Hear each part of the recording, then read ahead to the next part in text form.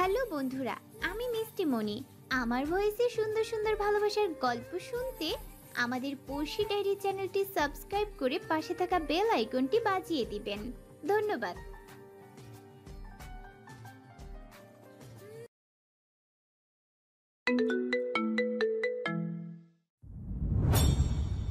বলনি, তবে বউ হতে আর কতদিন? জাহরা মুখ ভেঙচে বলে, ইস, আসছে রে। এই যে শুনুন, আমার আপনাকে বিয়ে করার একদম শখ নাই। আপনিও তো বিয়ে করতে চান না আমায়, তো এইসব কেন বলছেন? ফাইজ উত্তরে ঠোঁট প্রসারিত করে হাসল। সকলের মাঝে থেকে সরে এসে হঠাৎ হলো সে পেছন ফিরে একবার বলল, এখন যদি চাই তোমায় বিয়ে করতে, তবে তুমি কি রাজি হবে মিস জাহারা? জাহরা বিরক্তি করে বলে, অবশ্যই না। ফাইজ হাসলো। সামনের দিকে ফিরে হঠাৎ হলো জাহারাকে সকল নারী ডাক্তার বিশেষজ্ঞরা চেপে ধরে বলে। জাহরা নিজেকে তাদের থেকে ছাড়িয়ে বলে, না ভাই, এই বাটার সঙ্গে আমার কোনো সম্পর্ক নেই। এই ফাজিলের সঙ্গে সম্পর্ক করে এই বয়সে পাগল হতে চাই না আমি। এক দৌড়ে সকলের সম্মুখে থেকে উধাও হয়ে গেল জাহরা। সকলেই জাহরার দৌড় দেখে উচ্চ কণ্ঠে হেসে উঠল। মেয়েরা জুনায়না আজ বড্ড খুশি। কিছুক্ষণ পর পর সদ্য পাওয়া সংবাদ বের হচ্ছে, তা দেখেই তাদের এত খুশি। মেয়েরা জুনায়না একে অপরের সঙ্গে কথায় ব্যস্ত। দুজনে হাসতে হাসতে থানার পেছনে সরকৃতে পার হতে লাগলো। আচমকা কয়েকটি কালো রঙা গাড়ি সাই সাই করে এগিয়ে আসতে লাগলো মেয়েরার দিকে। জুনায়না খেয়াল করলো, সঙ্গে সঙ্গে মেয়েরার হাত টেনে ধরে এক টানে এক পাশে নিয়ে আসলো মেয়েরাকে। মেয়েরা ফরকে গেল, বুকে হাত রেখে বার কয়েক বড় বড় নিঃশ্বাস ছিল। ঠোক গিলে অস্থির কণ্ঠ বলল, কি হলো, এমন করে টানলি কেন? জুনায়না এখনো তীক্ষ্ণ চোখে গাড়ির নাম্বার প্লেটের দিকে চেয়ে আছে। সেই পানে চেয়েই বলে, ও রোহান আর তার বাপের গাড়ি। তোকে গাড়ি চাপা দিত একটুর জন্য।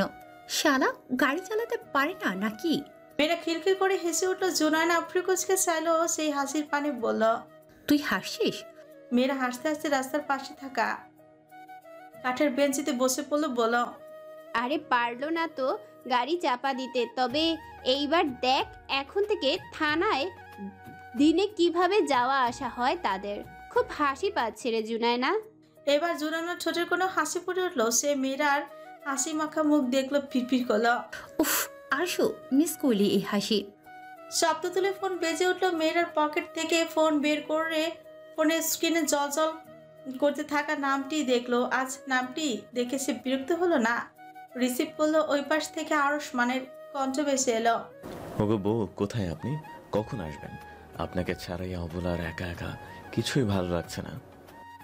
মেয়েরা পুনরায় খিলখিল করে হেসে ওঠে। ওই পাশ থেকে মেয়েরার হাসির ঝংকার যেন শুনতে পায় আরশমান। সে আবেশে শুনতে থাকে সেই হাসির ঝংকার।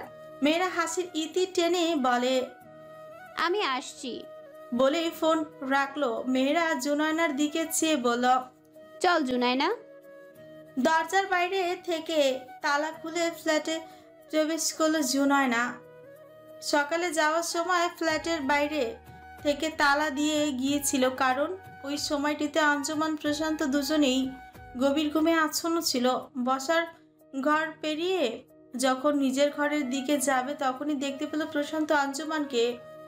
প্রশান্ত খাবার টেবিলে বসে নিজের এক এক ফাইল চেক করতে ব্যস্ত, আর পাশে আঞ্জুমান প্রশান্তকে খাবারের এক এক লোকমা মুখে তুলে দিতে ব্যস্ত। প্রশান্ত আঞ্জুমানের দিকে চেয়ে বলে, মামুনি প্লিজ আর না, অনেক খাইয়েছো আমাকে, আর খেলে আমার পেট ফেটে যাবে। আঞ্জুমান বিরক্তি করে বলে, প্রশান্ত সারাদিন কাজের মাঝে কতটুকু খাস তুই? নিজের অবস্থা দেখেছিস? বেশি বেশি করে খাওয়া দাওয়া করতে হবে যে। আমি কি তোমাদের মাঝে আসতে পারি? প্রশান্ত হাসলো। জুনায়না সেথে দাঁড়িয়ে বলল, প্রশান্ত কে আসতে বারণ করেছে কে? কিন্তু মা আগে ফ্রেশ হয়ে আয়। আঞ্জুমান একসঙ্গে চাইলো জুনায়নার পানে। আঞ্জুমান কোমল কণ্ঠে হেসে বলল। জুনায়নার চোখে হাসলো, মাথা নাড়িয়ে সম্মতি যেন নিজের ঘরের দিকে চলে গেল জুনায়না। প্রশান্ত টেবিলের উপর থেকে সব ফাইল গুছিয়ে হাতে তুলে নিতে নিতে উঠে দাঁড়ালো, বলল, মামুনি সত্যি আর না, আমি ঘরে যাচ্ছি। আঞ্জুমান হাসলো, এবার বিরক্তি করলো না। প্রশান্ত চলে গেল। আঞ্জুমান প্রশান্তি নিঃশ্বাস ত্যাগ করলো। পাশের দেয়ালে ঝুলানো তার স্বামীর ছবির দিকে চাইলো, মিষ্টি করে হাসলো, বলল, এই যে শুনছো, তোমার আদরে মেয়েকে তার ভালোবাসার হাতে তুলে দিতে পেরেছি আমি। প্রশান্ত ঘরে এসে নিজের ফাইলগুলো গুছিয়ে রাখলো। ঘরের এইদিক ওইদিক পায়চারি শুরু করলো। জুনয়না কখন বেরিয়ে আসবে ওয়াশরুম থেকে। কিয়ৎক্ষণ সময় পর বেরিয়ে এলো জুনয়না। বেরিয়ে প্রশান্ত কেমন পায়চারি করতে দেখে হাসলো সে। এগিয়ে গেল পেছন থেকে হাতের তোয়ালে দিয়ে প্রশান্তর কোমর জড়িয়ে নিজের কাছে টেনে বলল, কি হয়েছে আপনার? এমন পায়চারি করছেন কেন? প্রশান্ত ফিরল জুনানার দিকে। সেও এক হাতে জড়িয়ে নিল জুনানার কোমর। জুনানা মুচকি হাসলো, বলল, বেশি দুষ্টু হয়ে যাচ্ছেন না প্রশান্ত বাবু? বউ যদি এমন হয় এক্সট্রিম লেভেলের দুষ্ট, তাহলে আমি কি করে ভদ্র থাকি বলুন তো জুনায়না রানী? এবারও হাসলো জুনায়না। তোয়ালে ছেড়ে দিয়ে দুই হাতে প্রশান্তর গলা জড়িয়ে নিল, বলল, তো পায়চারি করার কারণটা বলুন তো। তুই সকালে যাওয়ার আগে আমাকে কেন ঘুম থেকে তুলিসনি? তুই যে খুব শান্তিতে ঘুমোচ্ছিলি প্রশান্ত, তোর ওই শান্তির ঘুম আমি কি করে নষ্ট করি? প্রশান্ত ছেড়ে দিল জুনায়নার কোমর হাতের ভাঁজে নিয়ে নিল। জুনায়নার হাত বসার ঘরের দিকে হাঁটা ধরলো, বলল, তবুও ডাকা উচিত ছিল। তুই জুনায়নার প্রতি উত্তর করলো না, চেয়ে থাকলো প্রশান্তর দিকে। প্রশান্ত খাবার টেবিলের সম্মুখে গিয়ে চেয়ার টেনে বসিয়ে দিল জুনায়নাকে, বলল, বস, আমি গিয়ে খাবার নিয়ে আসি। জুনায়না বিরক্তি করলো না, তবে কণ্ঠের রেস্ট টেনে আবদার করলো, আমাকে তো নিজ হাতে খাইয়ে দিবি প্রশান্ত। প্রশান্ত মিষ্টি করে হাসলো, উত্তর করলো না। রান্নাঘরে গিয়ে প্লেট করে খাবার নিয়ে নিল জুনানার জন্য। অতঃপর অগ্রসর হলো টেবিলের দিকে। এসে জুনানার পাশের চেয়ারটিতে বসলো প্রশান্ত। পোলাওর সঙ্গে মাংসের ঝোল মেখে হাতে খাবার নিয়ে জুনানার মুখের সম্মুখে তুলে ধরলো খাবার। চোখের ইশারা করতে বলল খেতে। জুনানা খেয়ে নিল। চোখের কোণে জল এসে জমাট বাঁধা আরম্ভ করেছে। জুনানার প্রশান্ত লক্ষ্য করলো, বাম হাতের বৃদ্ধাঙ্গুল দিয়ে মুছে দিল জুনানার চোখের কোণে থাকা জল। জুনানা মাথা নিচু করে হেসে ফেলল। প্রশান্ত হেসে বলল, জুনানা ইন্সপেক্টর জুনানার চোখের কোণে জল বড্ড বেমানান। মাথা তুলে চাইলো প্রশান্তর দিকে, বলল, এ তো খুশির অস্ত্র। প্রশান্ত ঠোঁট প্রসারিত করে হাসল। সূর্য তার প্রকট তেজ কমিয়ে দিল। আশপাশ মৃদু শীতল বাতাসে ছেয়ে দিল। ছাদের এক পাশে দাঁড়িয়ে কানের কাছে ফোন চেপে ধরে দাঁতের দাঁত পিষে নিজের রাগগুলোকে দমিয়ে অপর পাশের মানুষটির কথা শুনছে আরুষ্মান। অপর পাশ থেকে পুরুষালী কণ্ঠে বিশ্রী স্বরে ভেসে এলো, তেমন খারাপ না আবার তোর বউ। আজকে গাড়ির থেকে দেখলাম তোর বউরে মালটা সুন্দর আছে। এই মাইয়াই তো আমাকে ফোনের কলিজা আসিল। এই কলিজার এই কুকুর দিয়ে সিরে খাওয়াবো দেখিস। আর যদি ভালো চাস তবে তোর বউরে আর বাড়াবাড়ি করতে মানা কর। আরশমান, না হয় তোমার বউয়ের সর্বনাশ হয়ে যাবে। আরুষ্মান গর্জে উঠল, মুখ সামলে কথা বল। আমার বউয়ের দিকে একদম কোনো নজর দিবি না। যেই জবানে এসব বললি, তোর ওই জবান আমি টেনে ছিঁড়ে ফেলবো।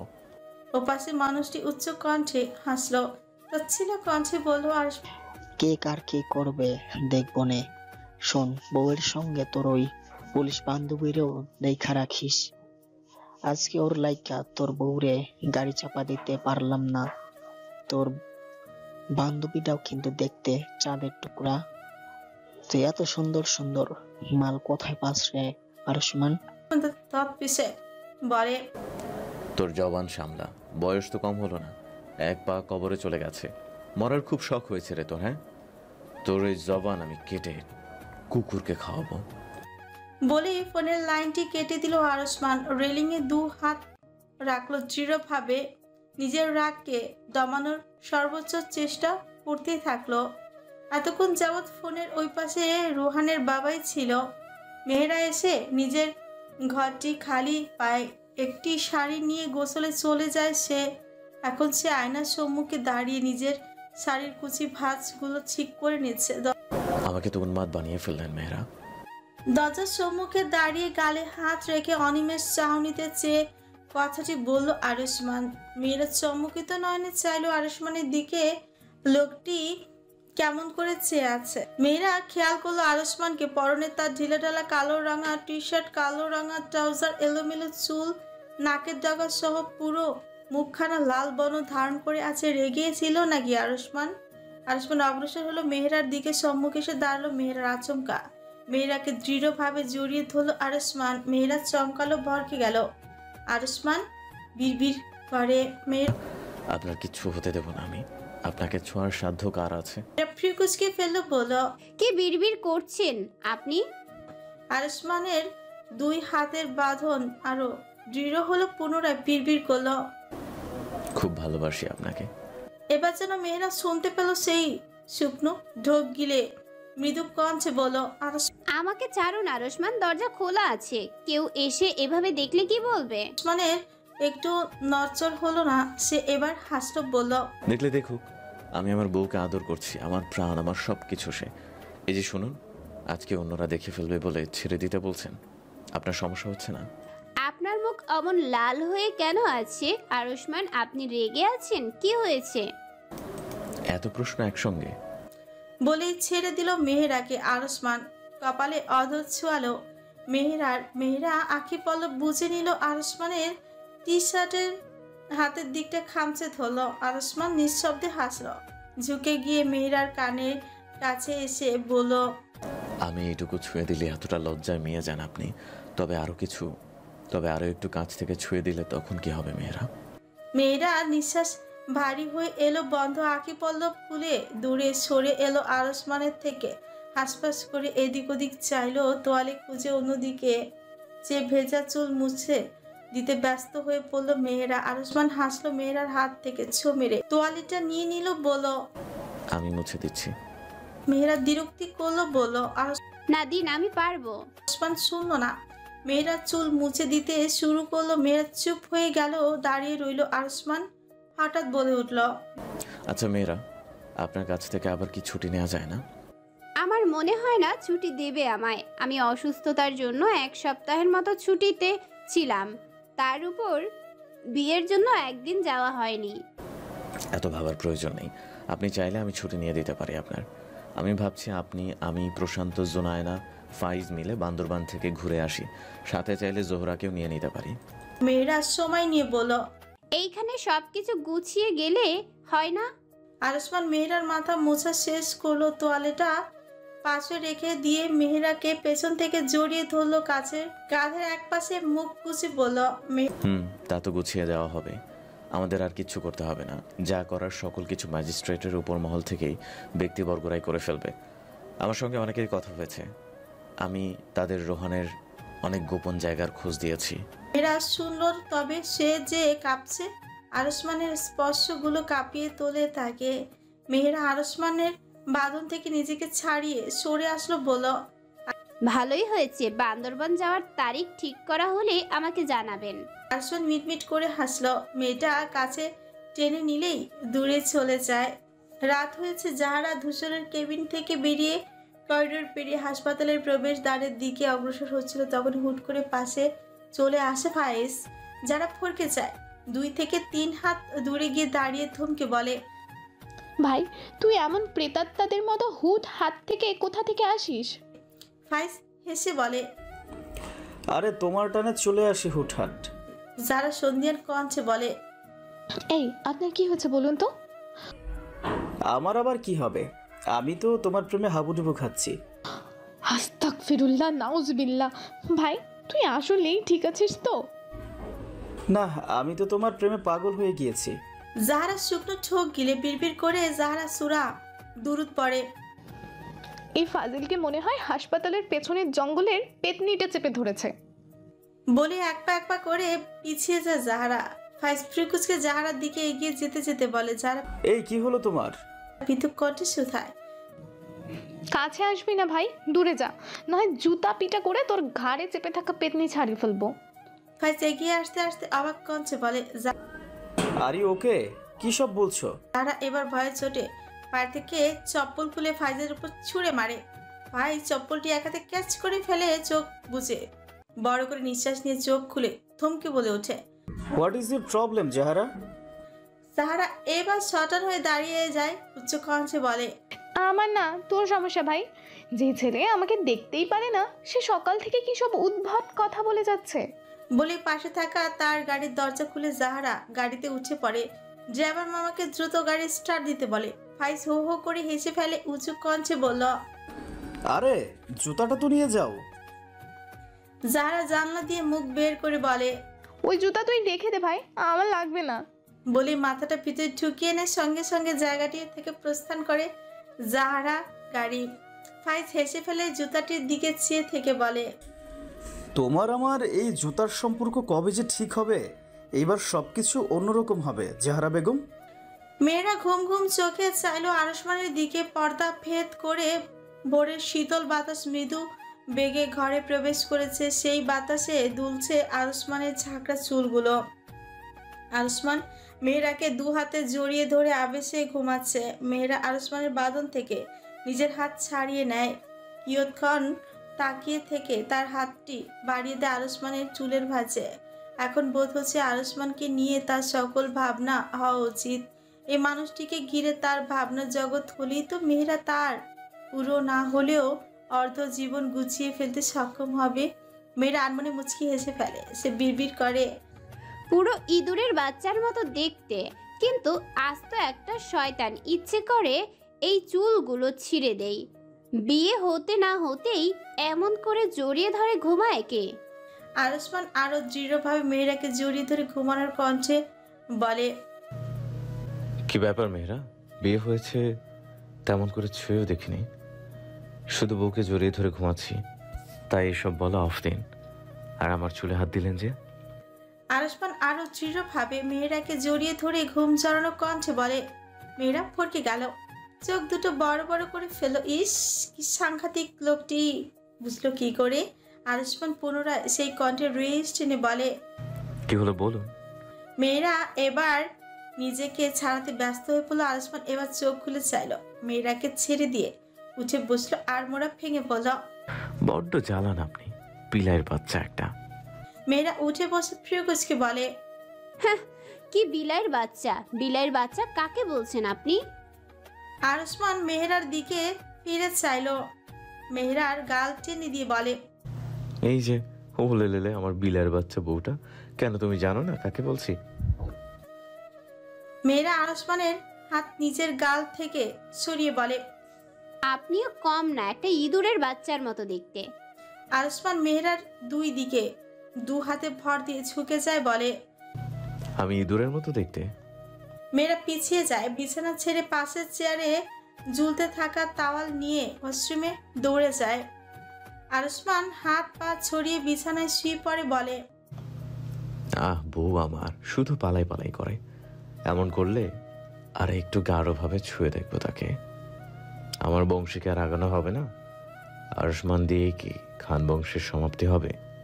বলেই যেন ভাবনার অতল গহ্বরে ডুবে গেল আরসমান।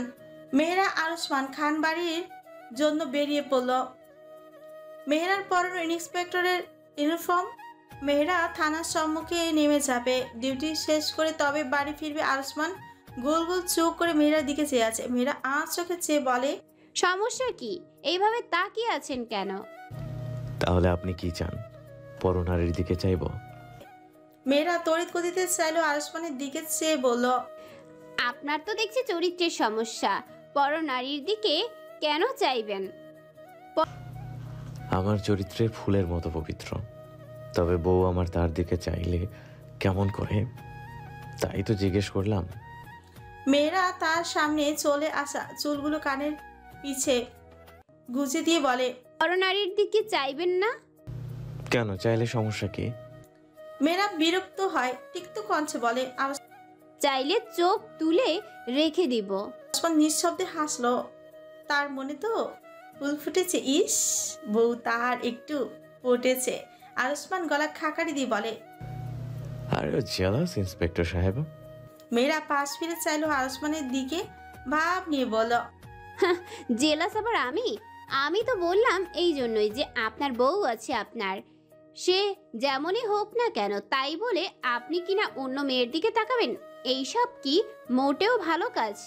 আরসমান হাসলো, এক হাতে মেহেরার কোমর পিছিয়ে ধরে মোলায়েম কণ্ঠে বলল, আমার বউ। মেয়েরা স্থির হয়ে যায় আরসমানের স্পর্শে। ফাইজ আজ খুব খুশি। অনেকদিন পর বন্ধু মহলের সঙ্গে ঘুরতে যাওয়া হবে। আরসমান ফোন করে তাদের বান্দরবান ঘুরতে যাওয়ার জন্য তার যাওয়ার কথা জানিয়েছে। প্রশান্ত তার সকল শিডিউল সামলে নিজের মতামত জানাবে বলেছে। প্রশান্ত বললেই তারিখ ঠিক করা হবে। ফাইজ শার্টের হাতা ফোল্ড করায় মনোযোগ দিয়ে সিঁড়ি দিয়ে নিচে নেমে আসছে। ফাইজের মা ফারা ও তার বাবা আতিফ নিজেদের মধ্যে এক আলোচনায় মগ্ন ছিল। ফাইজের নেমে আসা দেখে সেই পানে চায় তারা হাস্যোজ্জ্বল মুখে একসঙ্গে ডাকে, ফাইজ। আকস্মিক ডাকে ফাইজ মাথা তুলেই চায় তাদের দিকে। তার ঠোঁটের কোণে ফুটে ওঠে হাসি। হাসির কারণ তার বাবা আতিফ নিজের কাজে বেশিরভাগ কাল বাইরেই থাকেন খুবই ব্যস্ত। ফাইজ পাশে এসে বসে বাবার কোমল কণ্ঠে বলে, জি বাবা বলো। আতিফ নিজের স্ত্রীর পানে চেয়ে গলা খাকারি দিয়ে পুনরায় চায় ফাইজের পানে। কথা শুরু করে, আসলে আমরা তোমার বিয়ে নিয়ে ভাবছিলাম। বয়স তো কম হলো না তোমার। এই অবধি কত মেয়ে দেখেছ, কাউকে তো পছন্দ করনি। এইবার আমাদের পছন্দ করা মেয়ের সাথে এইবার যদি। ফাইজ তার মায়ের দিকে চায়, বলে, কি মা, তুমি আবার নতুন কোনো মেয়েকে পছন্দ করলে? ফারা অমায়িক হাসলো, বলো, মা সবেই তো আরসমান। মেহরা ভাবি, প্রশান্ত, জুনায়না ওদের বিয়ে হলো, আবার আমারটা এখনই কেন? আতিফ কথাটি বলা মাত্র ফাইজ বলে, ফারা তোমরা একটু বেশি তাড়া দিচ্ছ না? দাঁড়িয়ে বললেন। ফাইজ দাঁড়িয়ে যায়, বাবার দিকে চেয়ে বলে, বাবা মাকে বোঝাও, বেশি তারা ভালো না। বলেই সদর দরজার দিকে হাঁটা হলো ফাইজ। ফাইজ আখিজোড়া বন্ধ করে বার কয়েক নিঃশ্বাস ছিল। সবই তো মনের মাঝে যাহারাকে নিয়ে শত অনুভূতির জাগরণ হলো। অনুভূতিগুলো গাঢ় হতে শুরু করেছে। সে তো চায় যাহারাকে আরো বুঝতে। হাসপাতালে এসে ধূসরের কেবিনে চলে আসে ফাইজ। ফাইজ তাকিয়ে রইল শুভ্র রাঙা বিছানায় শুয়ে থাকা ধূসরের পানে। সেই ক্যান্সারের রোগে মৃত্যুর স্বাদ গ্রহণ করতে দেখেছে শতাধিক রোগীকে, আবার তার বলে দেয়া সময়সীমার থেকে অধিক বছর বেঁচেই থেকেছে অনেকে। কিন্তু ধূসর এই ব্যাপারটি খুব বিরল। আশা করলেও তা সেই দিনের ঘটনা চুরমার হয়ে গেল। এখন শুধুমাত্র আল্লাহ তালাই কোনো মিরাকেল করুক, ধূসরকে আরো কয়েক বছর বাঁচার হায়াত দান করুক, তাই ফাইজের আশা।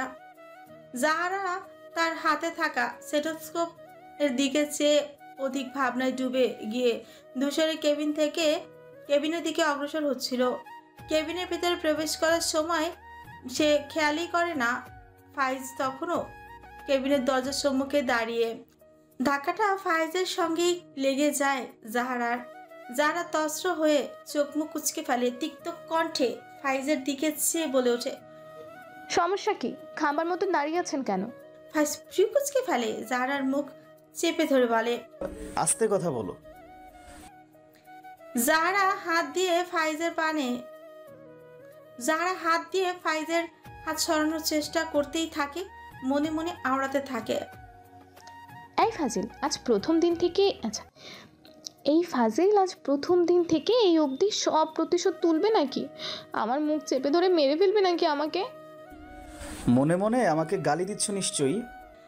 যারা ফাইজের কথা শুনে করুণ চোখে ইশারা করে ফাইজ ছেড়ে দেয়। যারা বড় বড় নিঃশ্বাস নিতে বলে, শালা হারামি বজ্জাত ফাজিল আমাকে মেরেই ফেলেছিল। ফাইজ ভরত কণ্ঠে বলে, আবার জোরে কথা বলছো, ধীরে কথা বলো। যারা আর চোখে চায় ফাইজের দিকে, নিজের ঘোমটা টেনে ঠিক করে নেয়, দৃষ্টি সরিয়ে নিজের ঘড়ির দিকে চেয়ে বলে, আপনার তো রোগী দেখার সময় এখন, এইখানে দাঁড়িয়ে আছেন কেন? ফাইজ একরাশ দীর্ঘশ্বাস নিল। ধূসরের কেবিনের দিকে চেয়ে একবার চেয়ে দেখলো জাহারাকে, অতঃপর হাঁটা ধরল নিজের ক্যাবিনের দিকে। যারা চেয়ে দেখলো ফাইজের প্রস্থান, কিছুটা ভেবে পেছনে ডাকলো ফাইজকে, এই যে শুনুন, একটা কথা ছিল। ফাইজ যাহারার এহেন ডাকে থমকে দাঁড়িয়ে গেল। আজ মনের গহীনে কোণে এই ডাকের অনুভূতি এমন কেন লাগছে? কর্ণকুহরে যাহারার এহেন ডাকটি বারংবার ঝংকার তুলতেই লাগলো। বোধ হলো বুকের মধ্যিখানে সাগরের বিশাল ঢেউগুলো আশ্রে পড়ছে। ফাইজ ফিরে চাইলো জাহারার দিকে। জাহারা বলল, আজ লাঞ্চ আমার সঙ্গে করবেন? মা আপনার জন্য খাবার পাঠিয়েছে। ফাইজ ঠোঁটের কোণে ক্ষীণ হাসি ফুটে উঠলো, আর দাঁড়িয়ে থাকলো না। চলে গেল সে। যারা অবাক হলো খুব। এই ছেলে খাবারের কথা শুনে বাচ্চামো করে। সে আজ উত্তরে ক্ষীণ হাসি ফিরিয়ে দিয়ে বলল, পার্টি অফিসে তুমুল ঝামেলা আরম্ভ করেছে রোহান ও তার বাবা। তাদের লরের লোকজন। আরুষ্মান বুকে হাত গুজে দাঁড়িয়ে দেখছে সেই ঝামেলার দৃশ্য। বাড়ি থেকে তাকে তাড়া দিয়ে নিয়ে এসেছে আকাশ আরুষ্মানের পাশে এসে দাঁড়িয়ে বলে, ভাই আপনি এত শান্ত কি করে? আরুষ্মান গম্ভীর কণ্ঠে রেশ টেনে বলল, আজ ওদের ঝামেলার সমাপ্তি হবে। আমি গর্জে উঠলে খেলাটা অন্যদিকে ঘুরে যাবে আকাশ, তাই শান্ত থাকতে দাও আমায়। পুলিশ আসছে, তুমি আমাদের লোককে শান্ত হতে বলো আকাশ। আকাশ চেয়ে রইল আরুষ্মানের দিকে। আজ আবারও রোহানের বাবা মেহেরাকে নিয়ে খারাপ কথার বুলি আওড়াচ্ছিল। পুলিশের গাড়ি এসেছে, শব্দের ঝংকার ভেসে এলো কানে। সকলেই থেমে গেল শব্দ শোনা মাত্রই। এক এক করে প্রবেশ করলো পুলিশ। পুলিশের সঙ্গে রয়েছে একজন ম্যাজিস্ট্রেট। পুলিশদের মাঝে রয়েছে জুনায়না, মেহেরা। এত মানুষের মাঝেও রোহান কেটে পড়ল পেছনের দরজা দিয়ে। তা শান্ত চোখে চেয়ে দেখলো আরুষ্মান। পুলিশের মাঝে কয়েকজন এগিয়ে এলো আরুষ্মানের দিকে, জিজ্ঞেস করলো। মেয়েরা রোহানের বাবার থেকে চোখ সরিয়ে দেখলো আরুষ্মানকে। শান্ত মুখশ্রীর মাঝে অত্যাধিক গাম্ভীর্যতা ফুটে উঠে আছে। ম্যাজিস্ট্রেট এগিয়ে দিল কয়েকটি কাগজ রোহানের বাবার দিকে। রোহানের বাবার 2টি কারখানা সিল করা হয়েছে। এই একটি দিন সহ কয়েক প্রহরে যেন সকল গোপন কাজের খোঁজ করে ফেলেছে ম্যাজিস্ট্রেট। একাধিক বহুতল ভবনের ফ্ল্যাট ভাড়া করে তারা মেয়ে পাচারের পূর্বে টাকার বিনিময়ে মেয়েগুলোকে হিংস্র মানবের হাতে তুলে দিত কয়েক রাতের জন্য। অতঃপর আনাচে কানাচে থাকা ড্রাগস ও অস্ত্রের কারবার খুঁজে বের করে ফেলেছে। সকল গোপনে থাকা কর্মকাণ্ড খোলাসা হয়ে গেল। এত দ্রুত কাজগুলো করা হয়েছে যে রোহান ও তার বাবা কোনো পদক্ষেপ গ্রহণ করতেও পারল না। তাদের সঙ্গে জড়িয়ে ছিল এসপি, এসিপি, এসএসপি।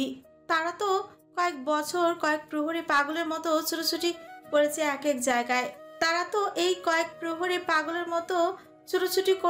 এক জায়গায়। বারংবার হুমকি দিয়েছে আরুষ্মানকে।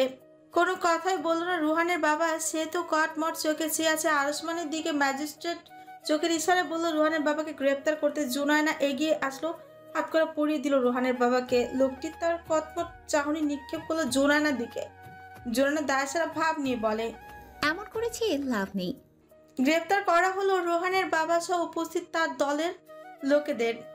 রোহান পালিয়েছে কথাটা সকলে কর্ণকুড়ে পৌঁছতে যেতে ওসি এগিয়ে এলো, ম্যাজিস্ট্রেটকে আশ্বস্ত করে বলল, আমরা রোহানকে খুঁজে বের করব।